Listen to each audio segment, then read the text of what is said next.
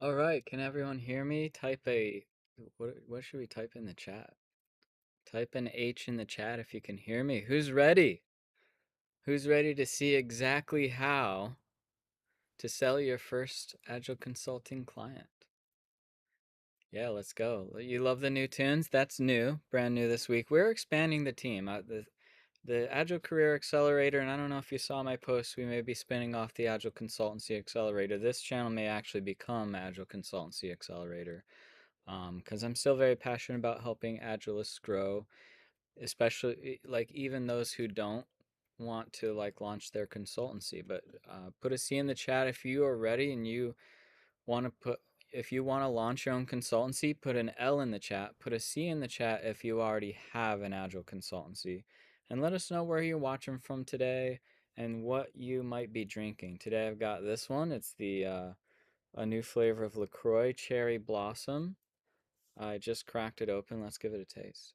Everyone can hear me okay? Awesome. Looks like we do. Who's ready? Who's ready to have their sales presentation practically written for you? That's what we're really going over today is like kind of how to present your presentation in a way where it's compelling. It gets easy yeses, right? Why we're going over that today, I'll tell you in a minute, because I got to tell you how this cherry blossom LaCroix tastes. Anyone tried this cherry blossom LaCroix? Who likes cherry blossoms? Who had a chance to go to the cherry blossom festival? It's like in DC, one of the you you can never time it just right to go to DC right when the cherry blossoms are blooming. That is the one thing that is pure luck. You cannot create your own luck unless you just live there, right? They're kind of like avocados, right? Like they're not ripe, they're not ripe, and then the next thing you know, they're like overripe, right? So we're doing coffee in here today. I always do two drinks. Who here, type a two in the chat if you're always drinking like two different things at the same time. Usually I'll do tea and coffee because they're synergistic. Right now, what you'll learn is that a lot of the principles that I teach that help you land more consulting business and possibly more Amazon shipments because apparently an Amazon shipment just arrived. I don't know if you heard that, but Alexa's dinging at me over here. Just got a couple suitcases for my boys. They are going on a trip with me to Denver. It's their first airplane trip. They're 5 and 7, so they're frankly excited. That's where we'll be next week. And I don't know, should we do a live show next week? Put a D in the chat if you want to see me come to you live from Denver. Put a V in the chat if I just need a vacation and like I should chill for a week and not bring any, excuse me, value to you. That is the one downside to drinking LaCroix is it's carbonated, so I gotta take an occasional pause, but pauses are good. Pauses are good. All right, cool. Michael wants me to come live from Denver. I don't know, man. We'll have to see uh who else wants me to come live from Denver. I don't know. But I'm gonna be real with you. I'm not great with time zones. Cool. Is anyone here from Denver? Write in the chat where you're watching from. Um, awesome.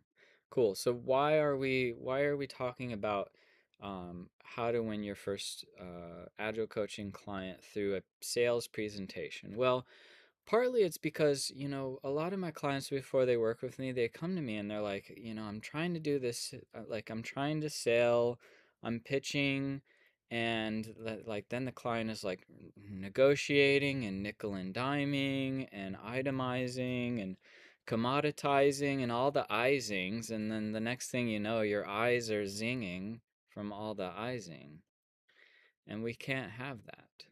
So the nice side is that after they work with me, typically they'll say things like, "Oh man, the way you sell, it's not sleazy, it's not smarmy," is what one of my clients used the term smarmy. Like if you're hard closing, that is not the right way to go about it. Sales shouldn't feel like sales, right? And I think a lot of us, including myself, have been burned from past experiences in the industry, not the agile consulting industry, but other industries. Because, like, if you're an entrepreneur like me, I was selling rocks when I was like 6 years old, or maybe seven. I don't remember. I was in like first or second grade, and I would paint these rocks. No, it's not the other kind of rocks that you usually equate to selling. Those are far more lucrative, but also far more risky to sell, right? So I was just hand painting rocks with markers, like those quartz, the white, the other kind of white rocks, the they're kind of semi-transparent, quartz rocks. I would paint these, and then I would go to door and try to sell them as decor. Um, and I was in first or second grade. So I've always had this entrepreneur inside of me. But like, if you're an entrepreneur and you've had that experience, maybe you were selling for an MLM, or maybe you were, roped into some kind of thing where you had to like call your friends and try to sell them, I don't know, life insurance, or, you name it. Like, we were lured in through a compelling presentation, and we thought, oh, this is going to be easy. And they had us convinced that, oh, it was going to be easy. And we get out there, we learn the skills, and it's like hard selling, hard closing tactics. And that should not ever be the way it is. Maybe that worked in the 80s, the 70s, and the 80s. And, all these sales books are written by all these, what we call in this underground entrepreneurial industry, is like sales gurus, or the old sales gurus, people like Zig Ziglar. I don't know if you even know that name, but if you know that name, you probably know what I'm talking about. Is um like those are old, outdated tactics. Even if you know a guy by the name of Grant Cardone, he was on a show on, I believe it was Discovery Channel, called Undercover Billionaire, where he was sent to a city, like a no-name city. In particular, this one was called Pueblo, Colorado, and he was given an old beat-up truck and $100, and he had to turn that into a $1 million business. And you will see, because Grant Cardone, put a CG in the chat if you know who Grant Cardone is, and it's cool if you don't, but if you've seen the show, you might have heard of him. Um, you'll see in the show that like the stuff that he's written books on and teaches don't even work. Like, it's clear, it's evident. Yes, he's able to grow $1 million business. Actually, it turns out to be valued at 5 million. Um, but like a lot of the things he tries, he's trying his old way of doing, and it just doesn't work. And so what he relies on, he kind of falls back on this other type of selling that can be effective, but there's an entire book written on this subject.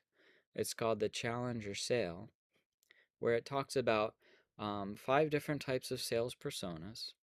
And the fifth, the bottom of all five, is the personality. Sorry, not the personality. The relationship salesperson. So the relationship seller who's trying to build a relationship, a friendship, it's not effective.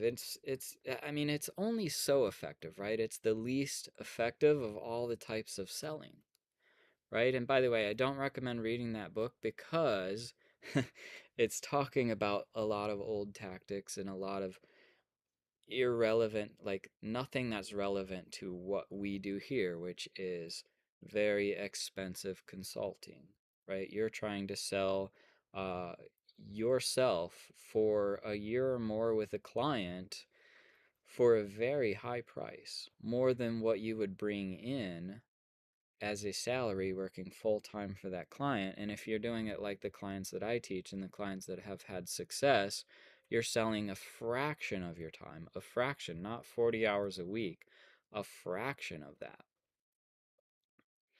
So type an F in the chat if you want to earn what you're earning now, possibly, but for a fraction of the time.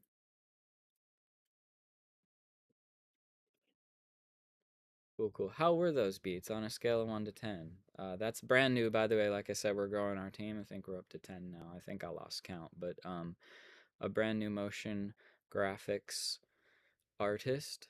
I'm very stoked for that. You should see some excellent content forthcoming.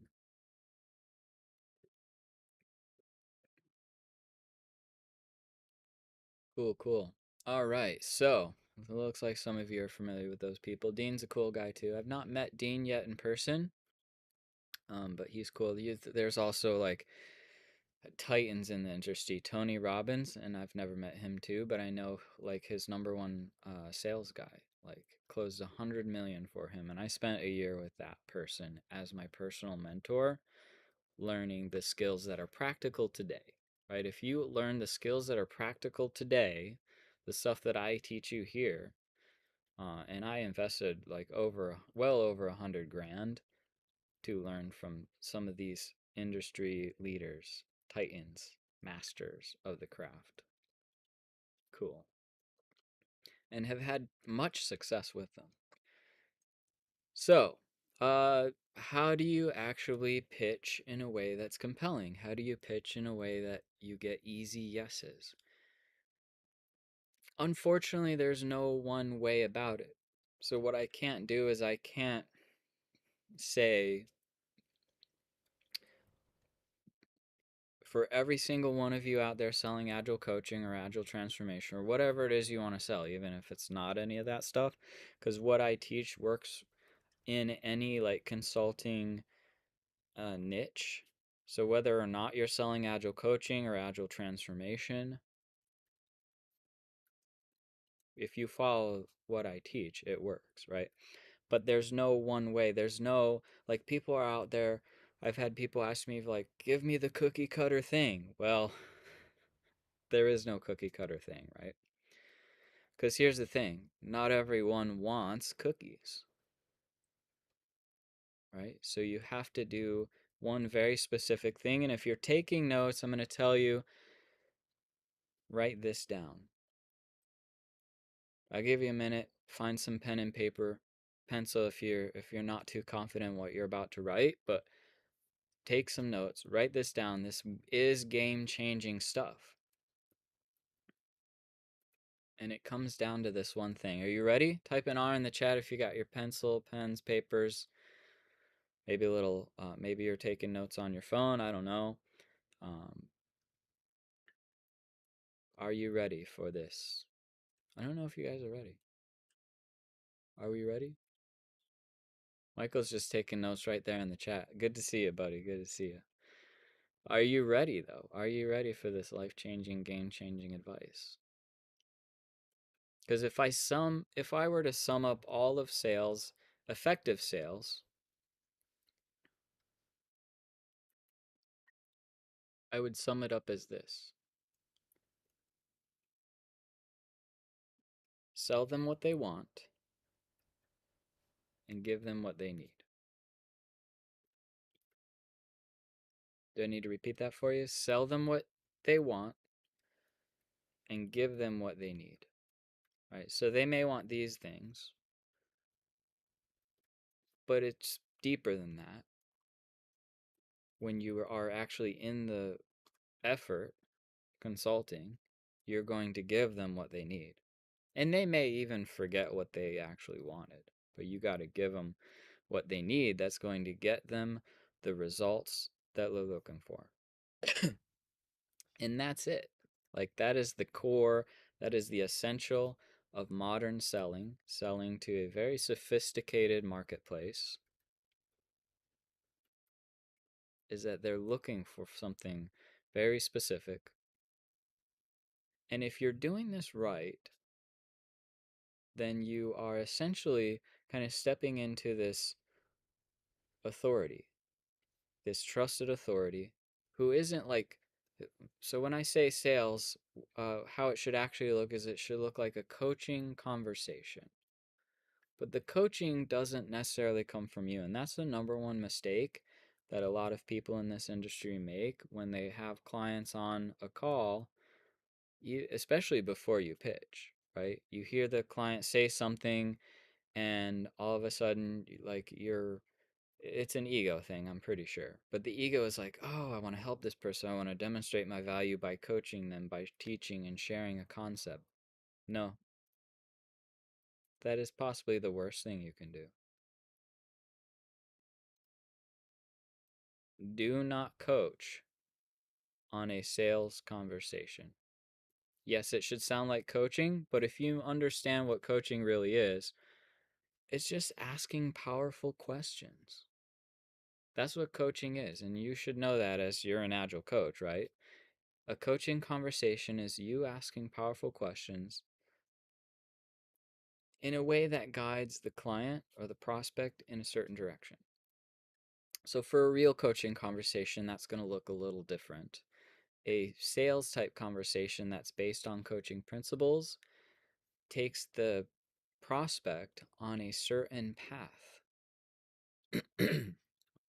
When you take them down that road by asking the right questions, then you can understand what to pitch them at the end, right? So, who's ready for an example? Type an E in the chat if you're ready for an example. Cool. What kinds of questions?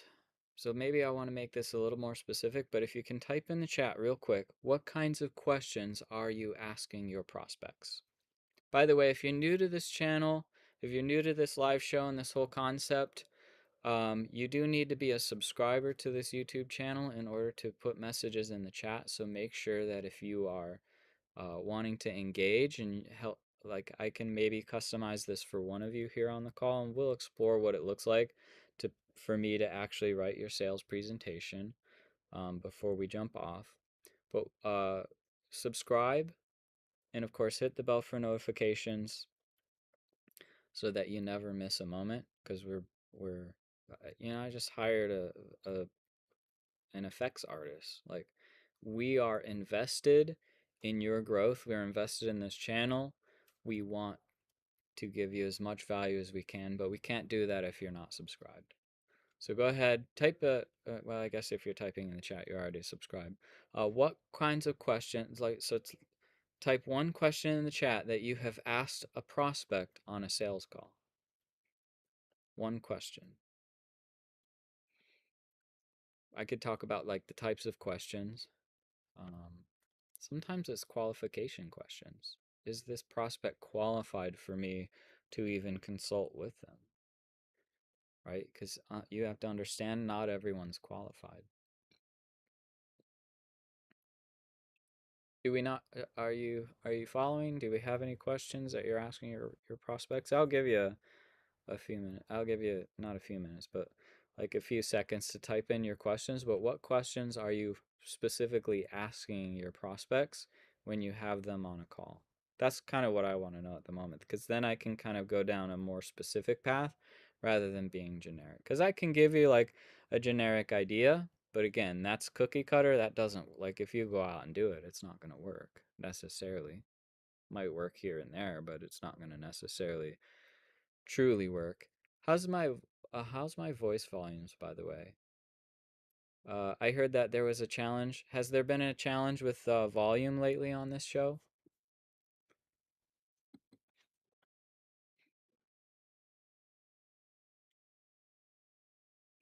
All right, what's your pain point? Okay, cool. And what kind of answers did they give you, Michael, on what's your pain point? So, um, while you're typing in what kind of answers they give you when you ask them what their pain point is, um, I would never ask what's your pain point on a sales conversation, right? There are other ways to get around this.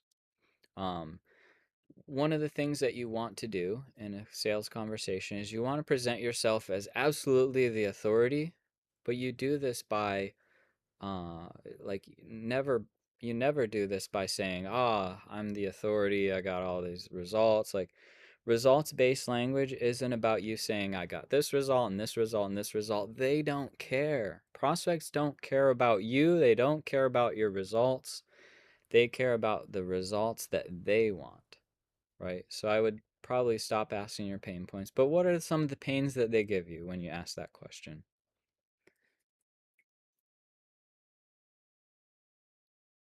If anyone else has a question that they've asked prospects on a sales call, I would love to hear them or read them. So go ahead and type them in the chat. What other questions are you asking your prospects? We got about 5 more minutes, so move those fingers quickly. But I want to kind of give you an idea of like, here's how you would do a presentation. Um, a presentation is going to be specific to the things they said in the call. What I usually like to do is I like to have like 3 phases or 3 pillars where you're essentially laying out a step-by-step plan for them. So this is kind of like my loose example of like what your ultimate purpose in a sales presentation is to state the promise of your offer with results-based language. So the example is laying out step by step the plan for how you can get them from where they are now to where they want to go. If you're an agile coach, you're probably familiar with the concept of OODA loops. At its core, it's inspect and adapt. But basically, the most of the conversation is around here, like where are they now? What are they, and a little bit of like where they want to be, like at the surface level, as early as in like the first 5 minutes of the call, getting a very surface level goal out of them, and then assessing where they are now and what they're trying to do to get from here to here. And as you listen, and hopefully you're listening very carefully, and there's a number of things that you could listen for. I don't think we have enough time to get into that here today. But again, we can work together to figure out what this looks like for you. I'll tell you more about that in a minute. But you're essentially pulling out data by asking the right questions. When you ask the right questions, then you assemble your pitch in a way that it's doing what I said before. You took the notes, right? Sell them what they want, give them what they need. So you're extracting data of all the things that they say they want, and then whether you use phases or pillars, you're going over 3 things that you're going to give to them or deliver for them, right? So each of those phases kind of sounds something like this. You know how you said XYZ, right? XYZ either being a pain or a need that they've had or a goal. Well, how we do this, if it's like a need or a goal, how we do this or how we fulfill this need or this challenge or this goal is, and then you're customizing this phase or this pillar to exactly what they said they wanted, right? Using the results that you can get and the plan of action.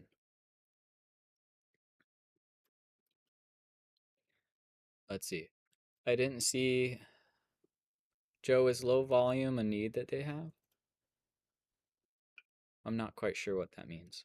I could have customized this if you had put the possible responses in the chat, but I'm not seeing anything, so I can't really customize it here for you now. But that's essentially the framework for how you're going to pitch, right? And you do this 3 times. And at the end of each, you're asking, what questions do you have on this phase or this pillar specifically? Right? So that's what I call the temperature check. It's step 3.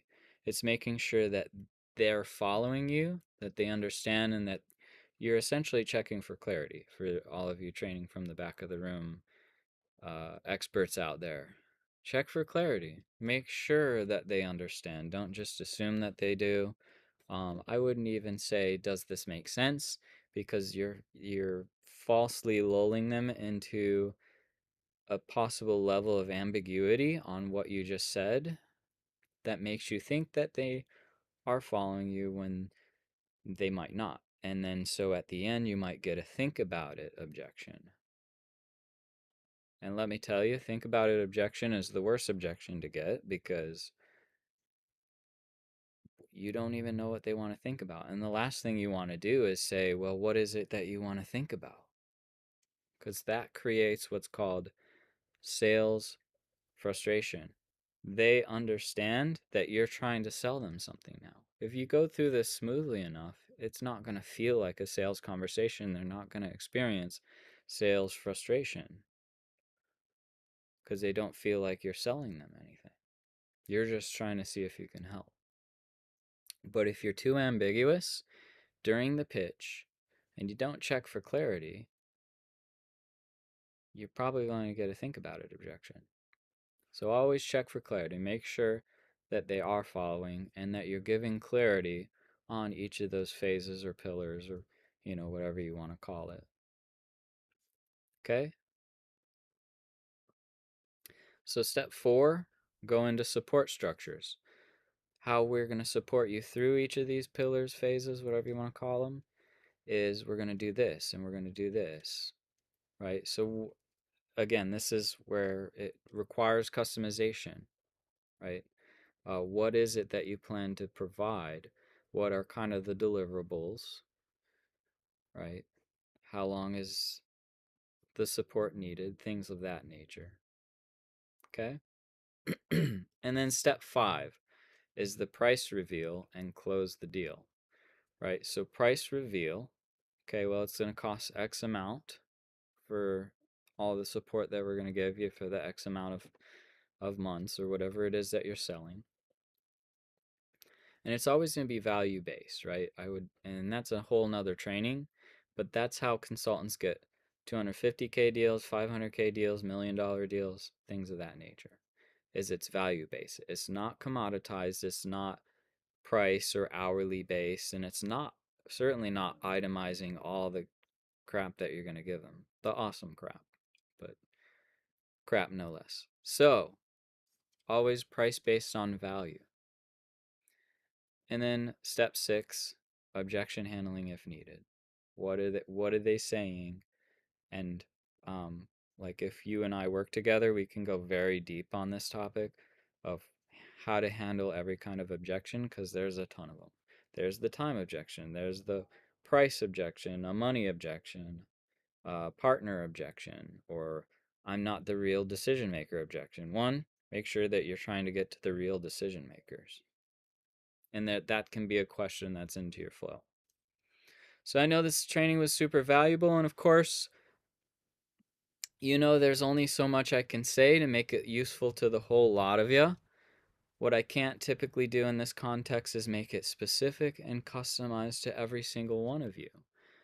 Also, I know there's a lot of new people here, but I also know that there's some intermediate people here where, you've started your consultancy, you're actually booking calls with prospective clients multiple times a week, ideally. And now you just need to find what the bottleneck to your growth is, or figure out what to shift around. There might be a couple things in terms of your sales process and learning how to present what it is that you do and the value you bring in a way where you can close the deal and actually bring in new clients. So if you're wanting to do that and you're wanting to put a game plan together because you can see that that's the missing piece for you, and you believe that if you have that piece, you can see that even one client is worth up to 120K over the course of the next year if you follow the game plans that I teach, and only having to work 10 hours per week per client to do that using these prospecting systems and the coaching based, non-salesy, non-smarmy sales skills that we teach here. And you want to see something moving, upwards in that sort of direction, and actually use a proven path that my own clients and even I've done, then this is for you. So I want you to do this. I want you to text the word customize. Can be in all caps if you want, like internet yelling, classic internet yelling. So internet yell the word customize to 407-809-8499. I'll give the number again. Someone type it in the chat for me though. Text the word customize to 407-809-8499, and we'll have that conversation. We'll see if this is even right for you, because it might not be. This is a very specific offer, and I'm only willing to write the sales script customized for you for one of you individuals who is currently, you have prospects, you have been booking calls, taking calls, and you just need to shift a few things in your sales prospect. I'm offering this only to one of you, but by not texting the word customize, congratulations, you've already qualified yourself out. So if you qualify, if you have multiple prospects and you are actively booking at least one call a week, then text the word customized 407-809-8499. Yeah, you can also follow up in email, Scott at agilecareeraccelerator.com. Otherwise, if you maybe you don't qualify because you don't have prospects, um, you're not like booking calls regularly, that's fine. You might also have just remaining questions that you can direct to me on LinkedIn. So find me on LinkedIn, uh, linkedin.com/in, I believe, /Scott Rageous. And or you could just search Scott Showalter. I'm pretty sure you know how to find me, and I'll be happy to get you the insight that you're seeking. That is it for today. Hope you found this valuable. I'll leave this live going for just a few more minutes so you can throw your best takeaways in the chat.